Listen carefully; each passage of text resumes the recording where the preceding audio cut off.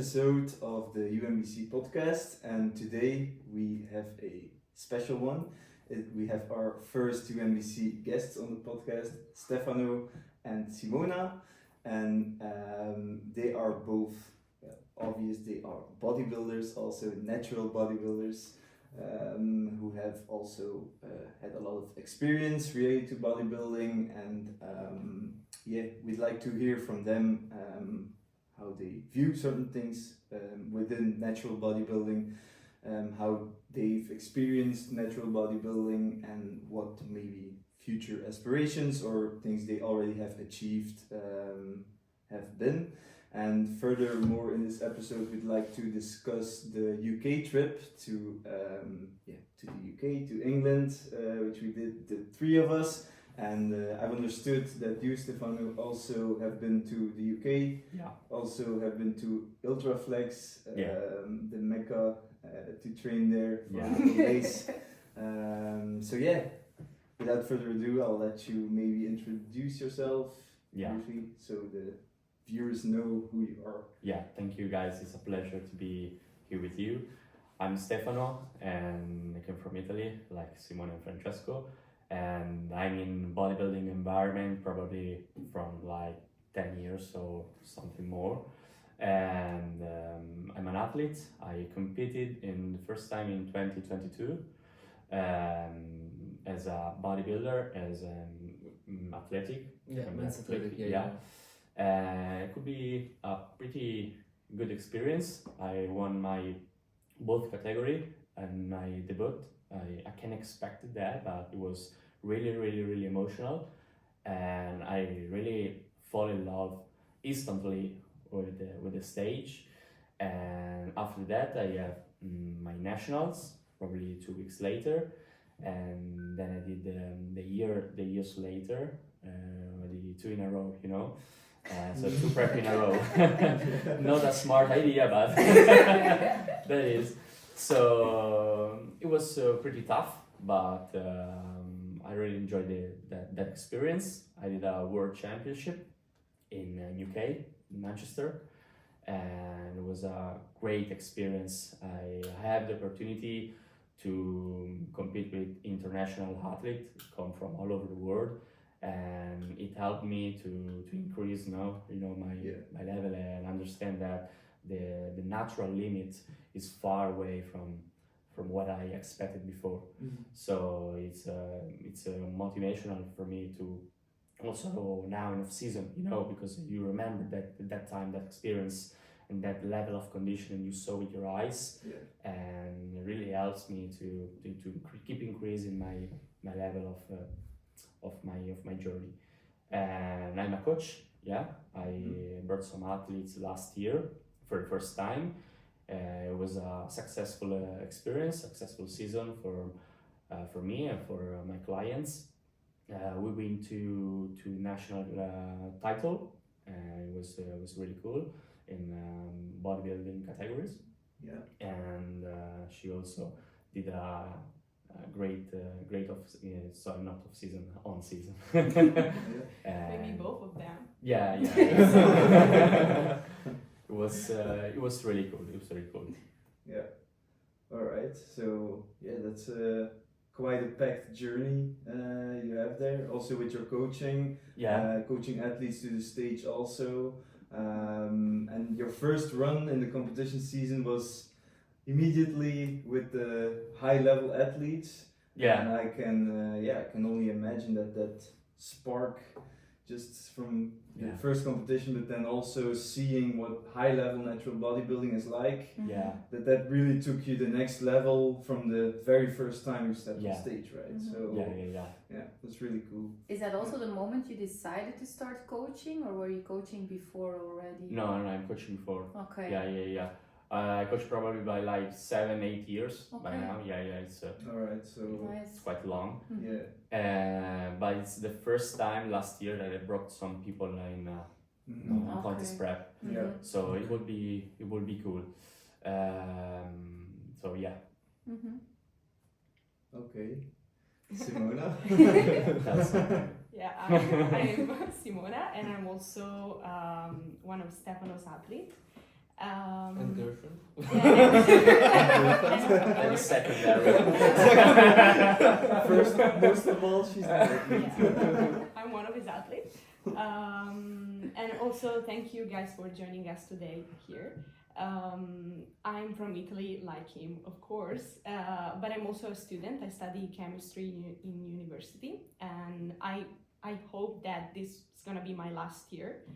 But my biggest passion is bodybuilding. But I also feel like I should say that I'm pretty new to this sport, to this world, because I competed last year for the first time. But I've been training, I think, for the past like 7 years in the gym. So last year was my first experience, but Stefano was not my coach. No. Last year. Okay. It was with another guy also from Italy, and it was, I don't know, I expected it to be like something that I would love, but not as much as I did. It was one of the best experiences of my life, and it was a lot easier also than what I thought it was gonna be.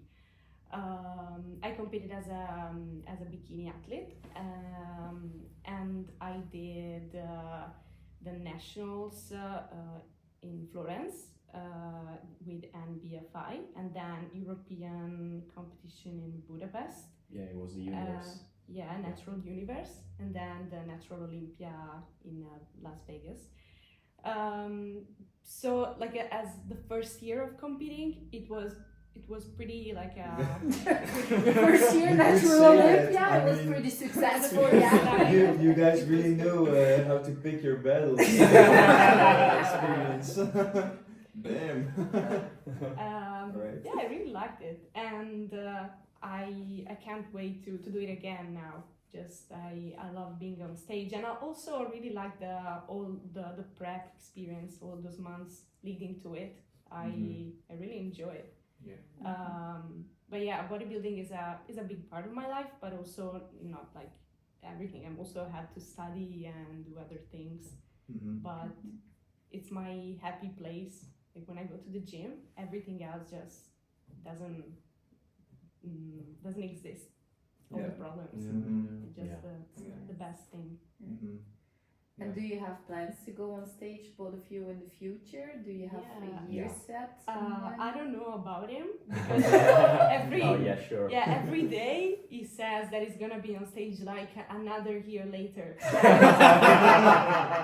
Yesterday he said 2028, but then today he's gonna say 2029. Okay. Yeah. Because the level of natural bodybuilding is increasing year after year. Yeah. It was, Definitely.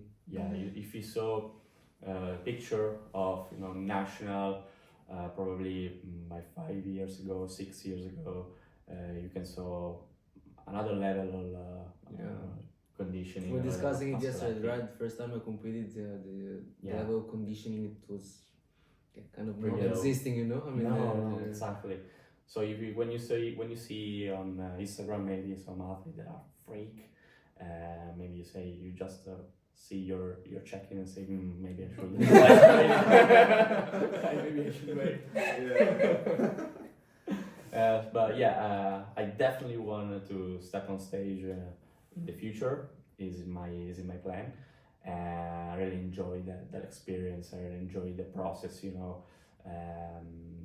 So I definitely want to step on stage, and she also want to repeat that experience. I'm not really sure about it, but I think I'm gonna do it again next year, so 2026. But now I'm pretty sure of the fact that I'm gonna change the category to a figure. That's what I'm thinking now. I don't know if I'm gonna change my mind until then, but for now, I showed to Pienta and Francesco some picture of Simona on stage. She has a level of conditioning, she has a level of how do you say in The English? muscularity. Durezza Oh. muscolare. Hardness. Hardness, Yeah, yeah. yeah. Hardness. He showed me some pictures also. Yeah. And Yeah. like structural wise, you Yeah. also lean Maybe I'm. more towards. Yeah. Yeah. Mhm. When we had the national show in Italy, the criteria is not conflict with her criteria. So when she was on stage, I screamed to her, "Don't contract your quads, don't!" Because it's too much, you know. And so, Yeah. but when we go to international show in Budapest and in Vegas. It was different because there they appreciated more Yeah. the Yeah, the muscularity. Yeah. Even Not only in in- Vegas, I think also European wise. I mean, Yeah. outside of Italy because And yeah, Belgium. also Yeah. and Belgium. Yeah. I think it might be like something about national shows that the level is just not. I mean, the criteria is just not what they expect on the international level. Yeah. I mean, when you see the international, like the Yeah. first call-outs in international natural shows, I mean, all athletes they show literally everything they asked for by the book, Yeah. so to say. So you don't really have to hold back there. You Yeah. just have to go all out Yeah. with everything you have. Yeah. So Yeah. I think it's also a bit how coaches plan it. Like you always, every show you want to better your physique, and I think you always, most of the time, you work towards an international show Mhm. by the end, and that's your end goal. So I think Yeah. also the hardness, the Yeah. leanness you want to show Yeah, will you get always leaner be after better. Yeah, many other weeks. yeah. indeed. So And also next time it's gonna be my coach for the first time competing Yeah. with him. So I'm really excited about it. He's gonna be Yeah. even more stressed. But, Yeah. Yeah, that's like an extra thing maybe for just like be able to separate, to see her as an athlete, give her feedback as an athlete, but then also Yeah. be there as her boyfriend for maybe more emotional or like not really the statistic approach or Yeah. like Well, it's not easy. She sent me check-ins like every athlete. There is no difference. no. I pretend the picture. I pretend the Yeah, we logbook. decided this the from the compilation. beginning. Mhm. That's what he said, and I think it's the best thing. Yeah. So she sent me like check-ins like every athlete, and it can allow me, to work as a normal. It's like normal talking person, to another normal athlete. person.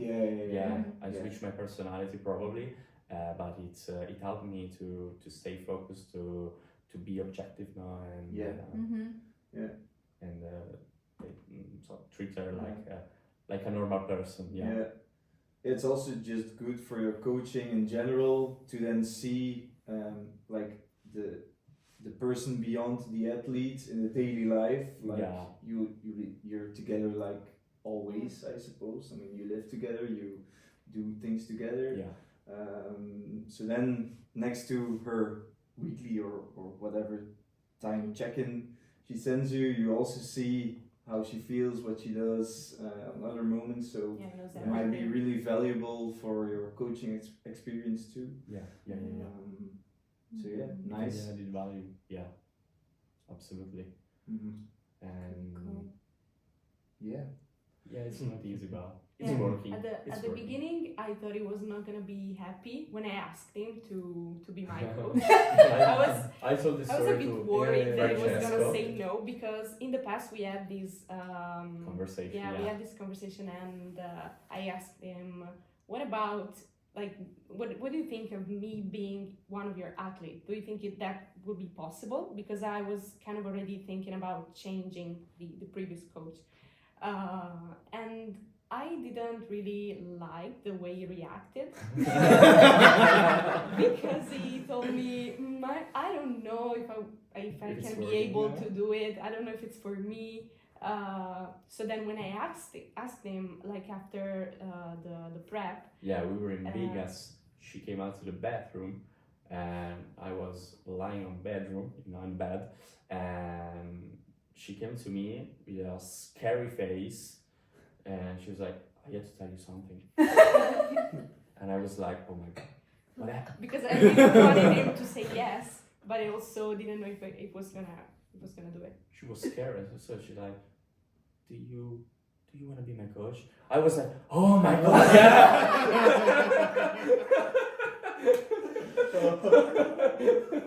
yeah, of course I want to be. Yes. Yes. Oh, amazing. Yeah. Yay, nice. Suspenseful question to ask. I can imagine. It's almost like proposing. Yeah. You want to be my coach? Yes or no? Yeah. Okay, All right. Very nice. Very So yeah, thank you for your intros and the more insightful part. So I think the listeners now have a clue of who you are and what you do within natural bodybuilding. Maybe it's time to discuss our UK trip, which was quite a success. I really enjoyed it. Had really good sessions in Ultraflex, had a really nice posing session with Hannah.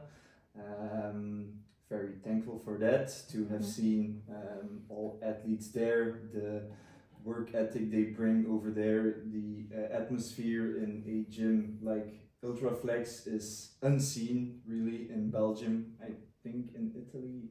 No, there's nothing like. There is nothing like Ultraflex, you know, Yeah. but there is some reality, some gym that. Yeah, but a lot smaller, and maybe Yeah. you just find one, but there's not like many No, absolutely not. through all over the country. Yeah. Yeah. It's really the Valhalla. Yeah. Also the people who walk around Yeah. there, it's all the Take names. the are- mic if you plan to. No, it's like let's put it in the middle. No, it's like the Valhalla. It's like you said, the Mecca, the Valhalla. What's in the name? It's like the athletes walking around there, natural and non-natural. Because however you see it, those are impressive people walking around there, and also like the natural bodybuilding. The people leading from the front there, like AJ, Laws, but also other people from MBW walking around there. It's like just seeing them in it. I think it's impressive. Yeah. I remember the first time you were coached by AJ, and the first time you went there, you were so excited because Yeah, you it were was going to anxious meet because we something. also had to film for MBW as well. Yeah. Yeah. I remember him being like this little puppy because he was with AJ, and he got his hair done and everything in the UK. So I don't know. I think it's the fact that you're training amongst those people is just it does a lot. Yeah. Yeah. You see the level of training and you instantly want to train like what you see. Yeah. And I think that's a very important influence in being in such an environment. Yeah. I think so. For us, we know AJ, we know Loss, but even then, I mean, even a Mag and a Kuba next to you, although they are not natural, they're training like beasts. And that's, for me, is a big influence. Yeah. It's the coffee machine. It wants to have a say. No, I think it's a very important thing, and it's what we don't have here in Belgium. Yeah. You have the equipment on one side in Ultraflex, which is top notch. I mean, there's no better. There might be better equipment, but I don't think there is better equipment. If anyone else thinks differently, be my guest. It's for another episode. But it's you have the equipment, but you also have the people there, and Yeah. And everyone treats you like you're one of them. yeah. There's no distinction. That's the beauty of it. Yeah. I think also that's what I noticed over there. Like, natural, non-natural doesn't matter. No. As long The as work you ethic put of the hard everyone work, is the same. Yeah. If you put in the hard work, you can just tell they respect you. They'll let you do whatever you want. You can film your set, no problem. People will spot you if you need it. So yeah. Also, like, for example, I forgot my intra workout. I didn't bring it. And they made it like one serving intra workout, one serving EAAs. So everything was possible just to help me to fix my intra workout for the session. And that's like a small thing, but that's not something you see in Belgium. That just doesn't exist. I mean, and yeah, you just aspire to have the same drive in your sessions when you are surrounded with people who train like that. I mean, from the moment you step in there and athletes that train there, you can just see they have their focus goggles on and there's nothing else, and they just go. Everyone is focused, and that's something I really want to bring over here too. And we I think in Fit Factory we are starting to make some shifts in the environment. I noticed this over the last couple of weeks, like when a couple of my athletes are there and then you guys are there, and there's just more and more components in the gym that allow like the atmosphere to be in the direction of a Ultraflex or whatever type of gym. Indeed. So that's really also what kind of the goal was of the UNBC. So I like the direction that's going. I don't know how you train in Fit Factory as well. We trained twice there, and I like the atmosphere in general. Also the all the pieces that were there as equipment. I mean, they were like really nice things. And also I really like the fact that the gym was really quiet and there was not a lot of people there. But the ones I saw, they were really like nice people. There were also athletes of yours, like Chi and Nigel were there. Which That's is one really time fine. that you came in the evening. It was pretty busy also. Yeah, but it's not the kind of busy. No, No, we experiencing it. It's not a zoo. No, it's not like a jungle. In my opinion, it's probably one of the best gym I ever seen. Because of the equipment, you know, you have Nautilus, you have Cybex, Live Fitness, and all of this stuff. And like Simona said, there is not too much people. It's not too crowded, and it helps you to train like. Even when it was the first time, I felt like I was at home there. Exactly. I really liked it. You should tell the owner. It's He nice will to be hear. really happy. Even I find it nice to hear. Yeah, gives me little goosebumps. No, I think nice. indeed, like you said, it's kind of our goal to create that environment as well. And what we see in Ultraflex, I think we will never be able to bring that environment really to Belgium. But there is, I mean, for us, you started at Fit Factory before me, you tested it there, and I remember you coming home because we didn't know you yet, and you told me, I talked to someone who was wearing an MBW t-shirt. And for him it was like, we have to go there. Because it was the first time I saw it in Belgium, apart from us wearing it, no? I found my people. It was straight after prep, so I mean, I remember he was so happy, and I talked to him, and his girlfriend also competed, and he was. Yeah, it was the same for me, but I already knew who he was. Okay. I don't think you know that.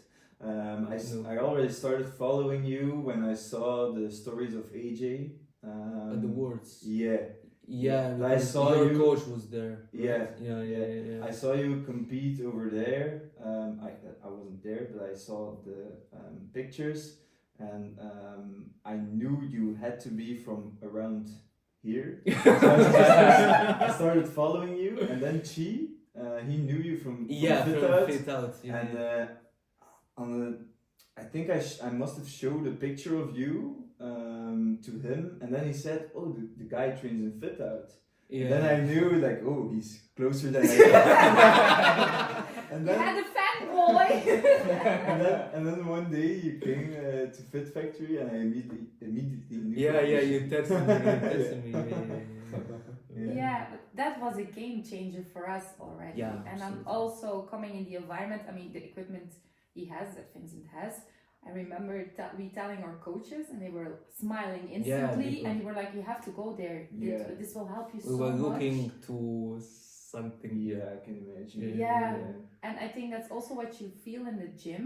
it's the passion the owner has, that Vincent has for his equipment Yeah. and for the thing he's doing. Yeah. Even He keeps improving also. Yeah. And he has certain people that he asks some advice from before he swaps out certain machines or pieces. So yeah, he's constantly on the move with buying lots of pieces and then selling them, and when he finds a good piece he wants to keep, he switches it out in the gym, in his own gym. So yeah, he just keeps, he's really on top of the game of equipment that is available here in, let's say, the Netherlands, Germany, Belgium, maybe the top part of France, maybe. He'll drive there also. But he's really involved in improving the equipment.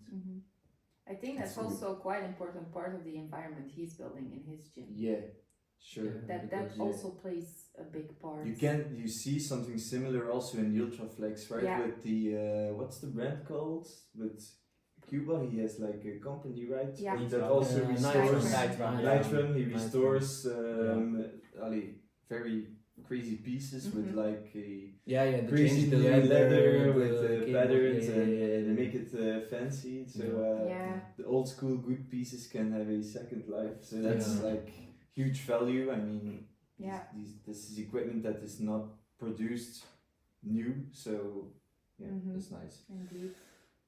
And that next to like-minded people, it just changes a lot. But it's like you said, it's like there's changing something in Fit Fact. I mean, it was already a good gym before, but the athletes now, also your athletes, they have so much motivation as well, which is so nice to see, and people are really coming to each other.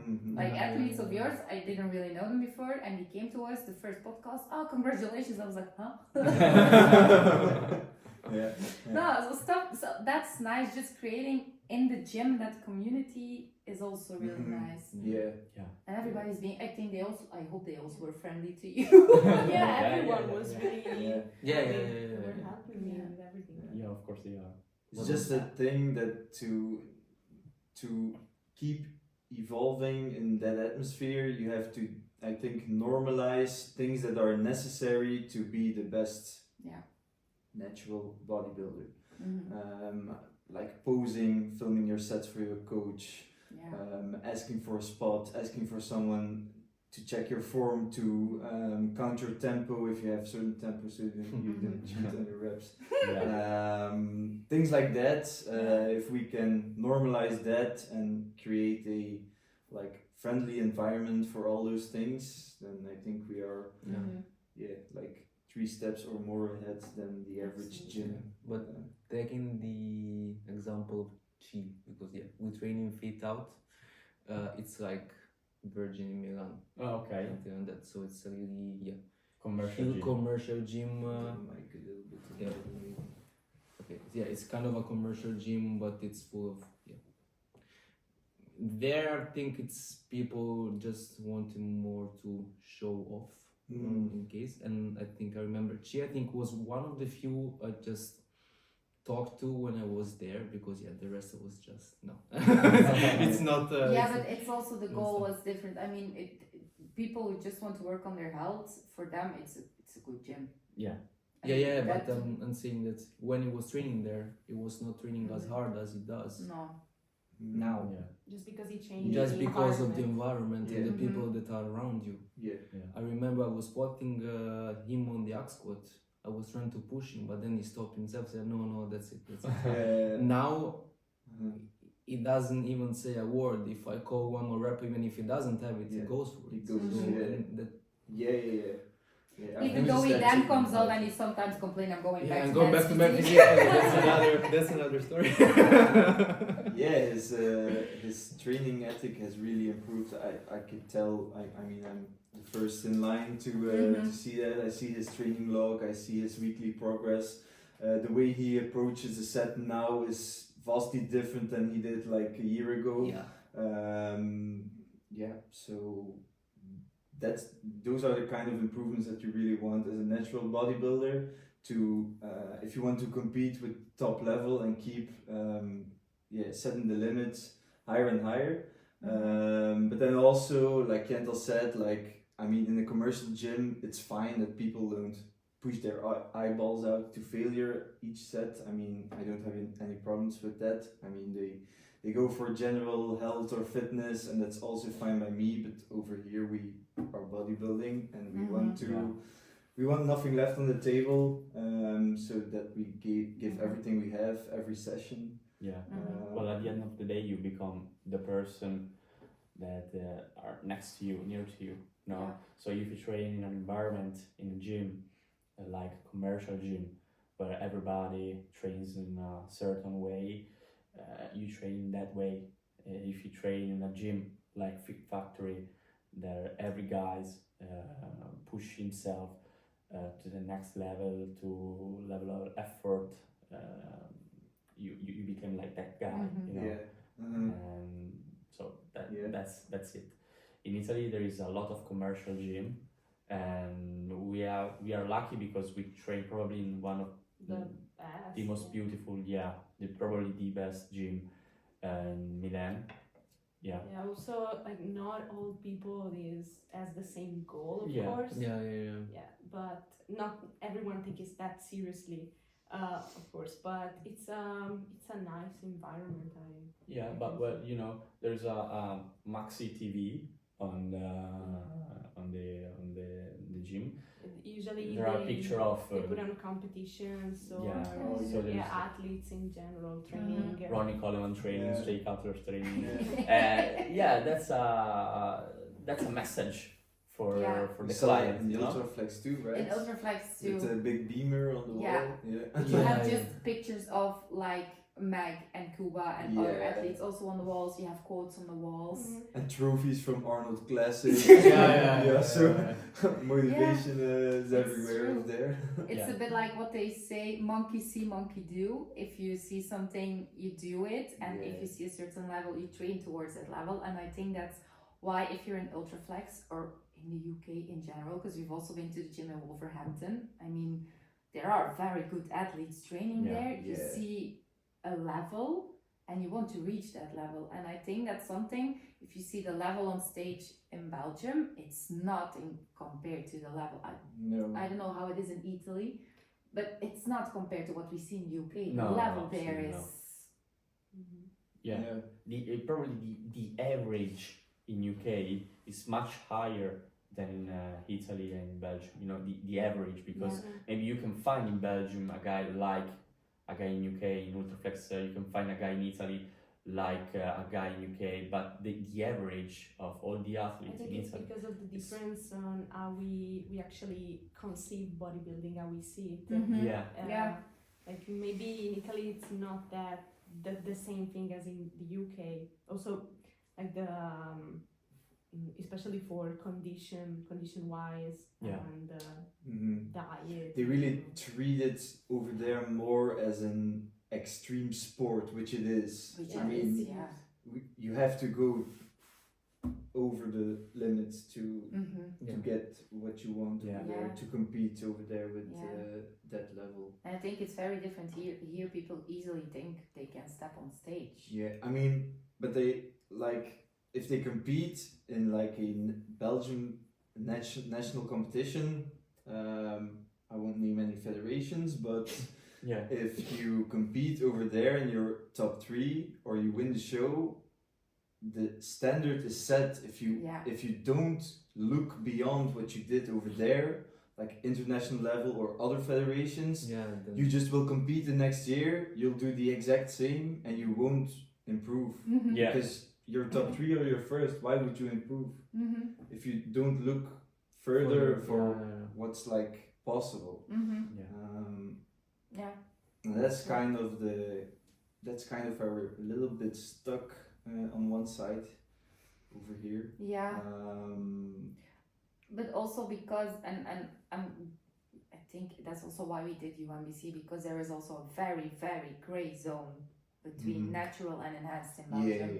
Since being enhanced in Belgium is actually, if you use, it's not allowed, not at all. So everything claims to be natural, while and then people also don't come out for it if they are not natural, which you cannot blame them really on because it's not allowed. They should come out. It would be better to educate everyone, but I think there's also that very gray zone, and that's why is the bodybuilding industry in Belgium is also lacking, I don't know, not seriousness. I don't want to say seriousness.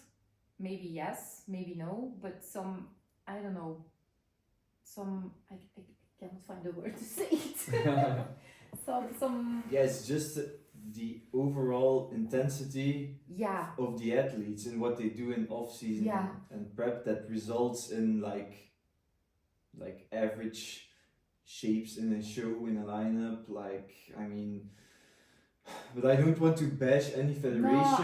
No, absolutely not. Certainly not, because there are federations in Belgium that have good lineups. I'm thinking of open bodybuilding lineups that are really like intense. They're pretty intense guys show up there, and if you look at like top 6 over there, then it's really leaning into the level of what we see internationally or in the UK or whatever.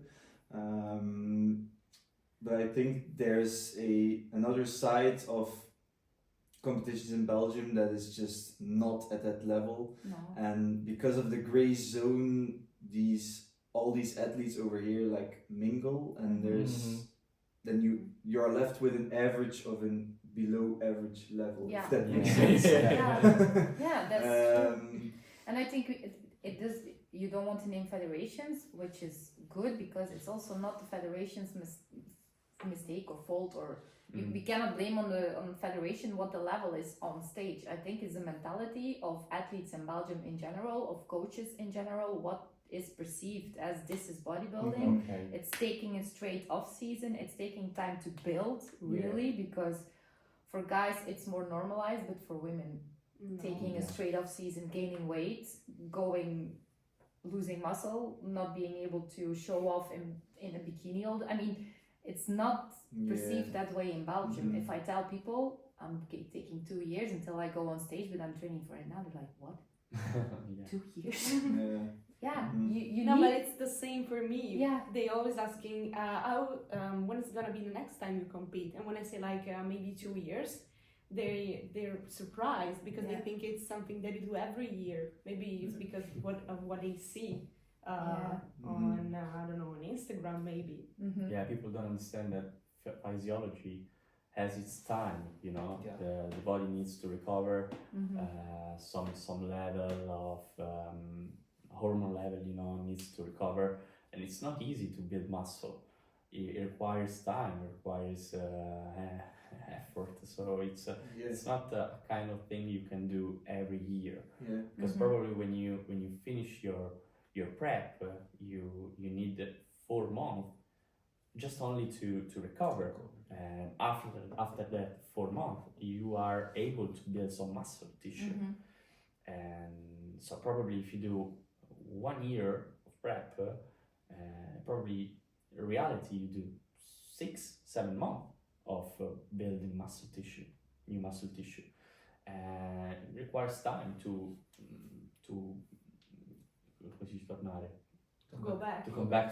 come back on stage, and there is something new to show to the judge, you know. And people just think you can do every month, every year, but it's not like that. It's not like that. No. I saw it. Someone wrote it. I think it's also Zina who reshared it. It was like a story, and going back to the UK, because that also was kind of the input we had for this podcast. It's like in the UK, it's really beautiful said, like, bodybuilding is not only being promoted anymore as going on stage, but also the off season is really being promoted in the UK. The off season is getting really big.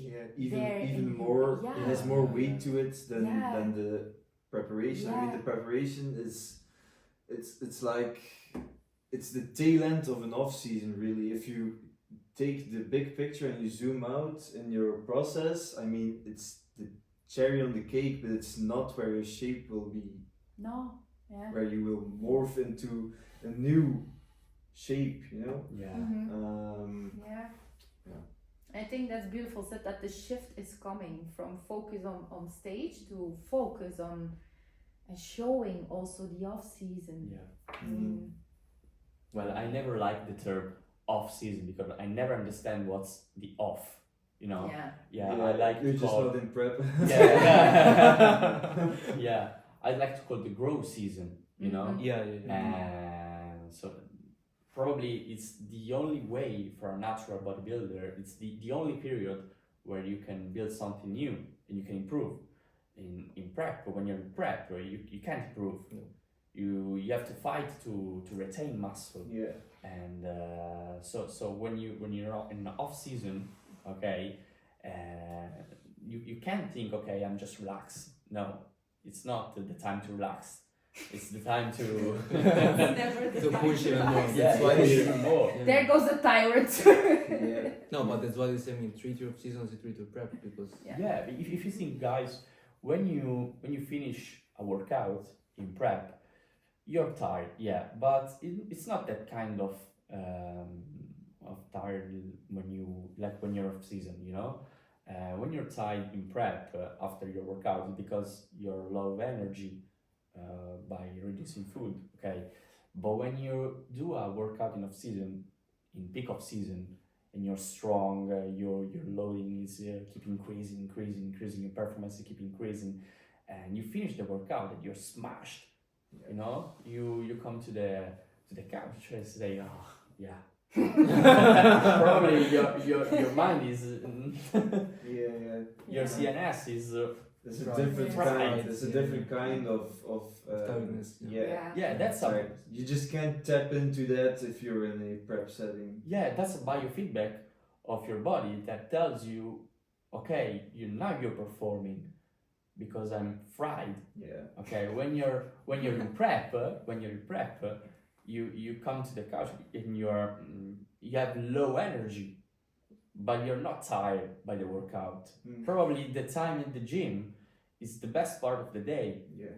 When you I know what you mean. Yeah. Yeah, you're very deep in prep now. I'm 6 so- weeks out right now, so I really know what you mean. I really feel what you mean. Yes. And it's really well said. I mean, I haven't heard anyone said that out loud. It's a really good perspective on that. You do feel like the tiredness, but like I said, it's not the tiredness of your central nervous system when you're in off season and you had a 2-hour leg day and you're just smashed and it's just not the thing.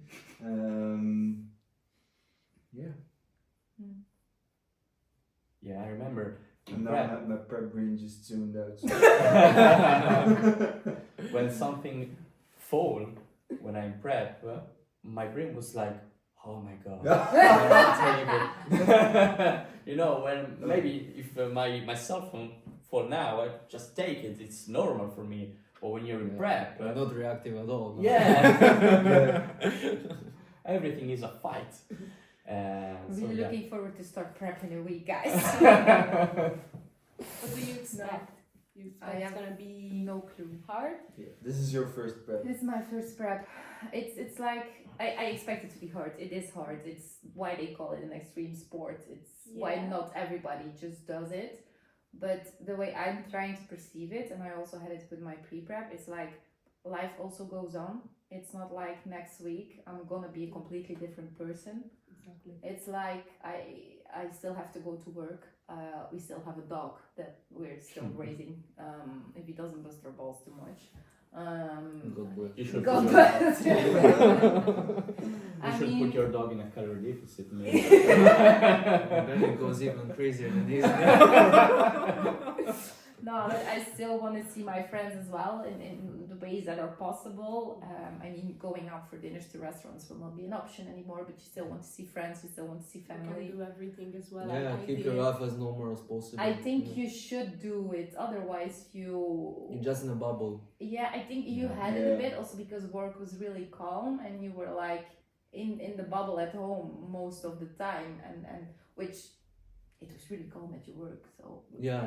that was just it. But I hope, I mean, I don't want that because I also need to keep my mind busy, so I'm not thinking too much. But I think at a certain point you will feel like you just want to be on your own. Yeah, of course. Physiological. Tunnel vision. That's kind of physiological. To come at certain switch point where you say, okay, now I'm just really need to do this, and this. So just see every day like the exact same. Do your tasks and then a robotic life. I mean, of course you want to keep your life as normal as possible. That's what everyone wants. But maybe it's gonna be easier for you. Yeah. Who knows? Yeah, it's so I mean, it's subjective. It's so I mean, you said it for you. It was okay. First person I ever heard saying that. I was shocked. She was okay. She has no BF, no body fat, and I was really shocked. She has a lot of energy. She ran. She stepped on my, the piano superiore casa. The first floor, the upper floor. Yeah, the upper floor. She got to the upper floor like running. And if I saw stairs in prep, I was just panicking because I was constantly fucking stairmaster. So if I saw any stairs, I was like, I keep asking. I love the stairmaster. I love the stairmaster. I keep asking her, "Are you hungry?" And she was like, "No, I'm okay." And I was like, "No, just the last few weeks, maybe they were a bit harder." I remember the last one. When she was in her first peak week, she has 90 fat. No, 100. 100 fat. The first day. The first day is it's a kind of fat loading, you know. And it's in we are at dinner, and she was like, "Oh, I can't eat anymore. I can't eat anymore," and she forced herself to eat. Yeah, it's incredible. I never see a guy in peak week force feeding. That's quite incredible. Yeah, it's incredible. Yeah, I don't know if the same is gonna happen to me. No, but I'm trying to perceive it as normal as It's possible. different for everyone. You should just approach it week by week. Just listen to your coach. It sounds cheesy and thousands of people have said it before, but it's just how it is. I think mainly in prep, your coach is the one person that's gonna guide you, and they are the most objective, also subjective a bit, but the most objective of what you have to do. They have distance from you, and they easily see what you have to do, and they rationalize everything. I think that's why it's really important that you trust her. Completely. I trust my coach 100%. So no, it's also the reason kind of why we went to the UK a bit. Also the posing and stuff, which was also really nice. So we met Hannah. She's amazing, as you can see. Yeah, she's special. Yeah. In a good way, of course. So much energy. But like the 45 minutes posing, they felt like 10 minutes posing. Yeah, that's true. Yeah, that went by very fast. She's amazing. So Will you come back in UK during your prep? I think so. So anyway, to see loss and have like a check-in of where I am. I can also. I did the same. I think 9 weeks out. I went there. Just you can help the coach to just see you in person. Because you see your athletes also in person a lot. I guess. Guys from Fit Factory, obviously in Fit Factory, but if I have contest preppers, I also want to see them like once a month or something, just for posing and real life checkup, just to see how they look in real life. You can take check-in pictures all you want on the same position, same lighting, everything. But it's also important that you see the person, see the texture they have, where they're at in prep. So I think that's important too, and I do that for me personally also. And just to have like a somewhat bigger conversation than just your check-in response, to really ask some extra questions that you might want to how do you say it? Aan de tand voelen.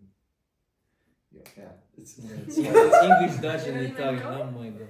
No, I don't Just- know the just- expression in English. ask some more questions and just this check-in response to really like maybe take some information out of them you might not know Yeah. just from a check-in response or data Some- collection.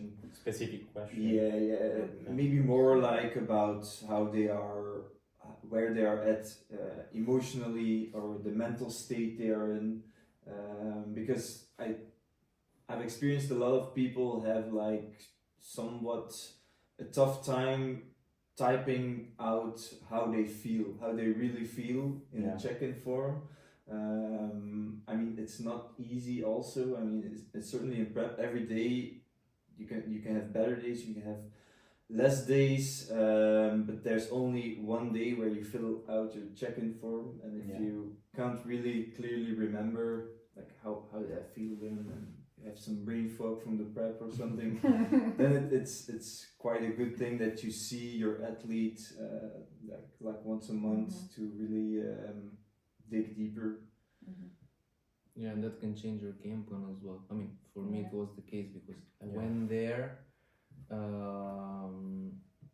and he had in mind to just do a diet break, but in the end he saw me training, said you don't have any problems. Yeah. Let's keep digging. No, it's true. The Yeah. coach can really pick up some stuff from real life. Check-ins. With me, it's the same. Once a month, I go for posing with Jonathan. And like the last time, he also said like the first side mandatory I did. He said, "Whoa, that's not what I saw on your check-in photos. I mean, like just during the day, like." Vascularity might be a little bit different, skin texture. How do you look when you're a little bit fuller, when you're 2 meals in, 3 meals in? I mean, it's not the same as if you're sober, under artificial lighting, or if you're in the natural light. Or I mean, those are all things to consider. Yeah, That's true. Yeah. I think going to UK is also just an extra motivation boost once again. Now and then, it's nice. Nice, yeah. Yeah. Because I don't know how you felt or you when you came back, but we always kind of feel homesick or we're really sad when we have to leave there. It's We like, need our time to adapt back to the normal life. The gym setting I definitely missed, just because it's not that intense yet over here. But it's mainly the environment because machine wise we're fine. So Yeah, it's mainly the environment around that you miss the most. Yeah, it's definitely the environment is primarily the most important component of the atmosphere that you create. Because I think if you would put like-minded people like us or whatever, or people who get what it takes. If you would put us in a commercial gym and we would be the only ones there, then we would also train hard. I mean, no matter what equipment we have. If it's basic equipment or whatever. you would just make the best of it anyway. Yeah, Because you have your goal, your Mhm. vision. Yeah, because fancy machines are cool and all, but I mean, on a machine that's not optimal, you can also go balls to the wall and just get what you need and. Yeah. It's not the machine, it's the atmosphere. Yeah. What you miss. Yeah, indeed. And also, it would be less stressful if you didn't have to travel that much anymore. I don't hate travels, but no, I don't fly. I don't really fly.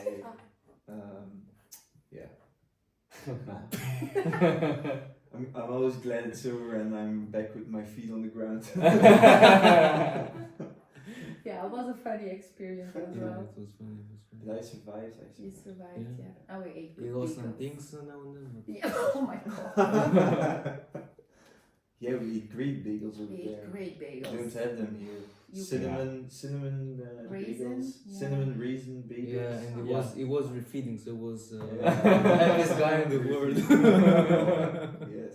Oh, Yeah, good stuff. good stuff. Yeah, the UK really, I think if you're a natural bodybuilder or even just a bodybuilder in general and you have the chance to go to a Ultraflex gym, to go to the UK, I think I can only just advise it to go there once at least. I've never been there. No, you should. I really want to do it. Yeah. I really want to But go. you've been to Instead of Japan, the expensive Yeah. sushi, you go to the UK. Yeah, I've been also in the JP gym. Oof. Yeah, it was cool. Yeah, I met the JP. He's training legs. Oh, I didn't ask him a picture. Really? I just You were watched. scared? You were Yeah, scared? yeah, it's the same with Cuba. I mean, I would never dare to like a picture. Yeah.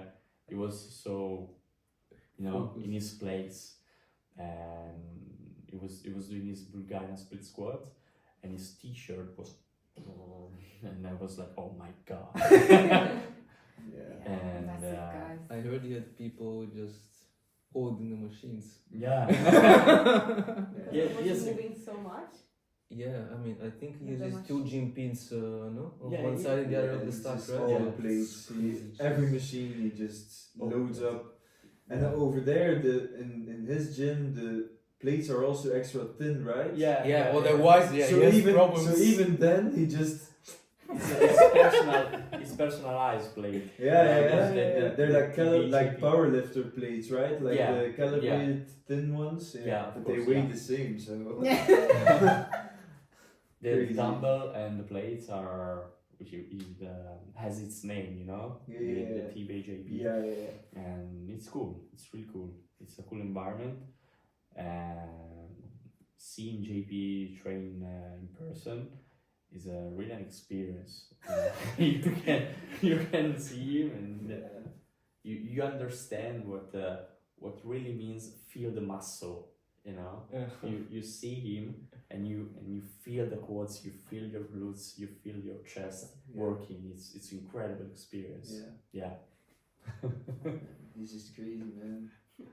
He's just I mean, he does like a working set of 3 reps and you can just tell On any he got exercise. so much stimulus out of 3 reps. Yeah, I mean, when you're at the level that you can do that, you've just You've mastered it. you've mastered bodybuilding. There's nothing left for you, sorry. Yeah. So maybe there is a limit. Game complete. Fantastic. No. Nah, I think we can really summarize that environment is very important Mhm. in the way you train, the way you perceive or achieve your goals, and Mhm. just in bodybuilding. Yeah. That's And if you surround yourself with like-minded people, like Mhm. you said, like if you have 7 great natural bodybuilders in a gym and you're the 8th, you will, or you're not yet a great natural bodybuilder, you will become one Mhm. just by having people like that around, seeing what they are doing, normalizing all these components to implement in your own routine. And yeah, that's really what the main takeaway is, I think, from not only the UK trip, but what we have accomplished with UNBC thus far. And we are really glad, by the way, that the merch was we can say that We can was say it a was- success. Yeah. Absolutely. We sold more merchandise than we expected. it's really cool. And we will keep the profit for a nice little Mhm. project which will be coming later this year. Yes. So yeah, Mm-hmm. maybe to close the podcast, where can the people find you? Maybe your Instagram captions. Yeah, it's Cossu 96, and she is I don't even Simona remember Labarile. now. I think We will. I I don't don't put it know. under the But YouTube. you can add them- under the I don't video. know if it's We will put in the caption God. in the caption of the Instagram post or Yeah. Instagram Yeah. story and YouTube and whatever, so people Yeah. can find you. Yeah. Start following Yeah. your interesting journeys. Yeah. and 19th. you will be traveling back to Italy later today. Yeah. today. Yeah. In a few hours actually. Yeah. So you have a flight to catch. Yeah. Yeah. So it's really nice that you guys wanted to join us because Yeah. it was like a decision in spur of the moment. It was like, oh, they're here. Okay, let's. Those are the best, right? That's Yeah, true. No, I think it was also really interesting for us. I mean, Yeah. it was a very nice talk Yeah. for Yeah. us. So Mhm. thank you so much. No, thank Thank you. you guys. Thank you. Yeah. So, Yeah. So maybe we'll close this one up, yes. and then we'll take away that having a guest is a very nice thing. Yeah. So So if you have any ideas for next guests, please let us know.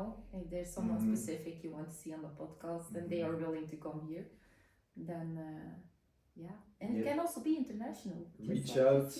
reach out, and we'll make it happen. We'll try. Okay, good. Okay, Thank guys, you so thank you much. so much. Thank you, guys. And we'll see you next time. Yes. Bye. Bye. Bye. Bye.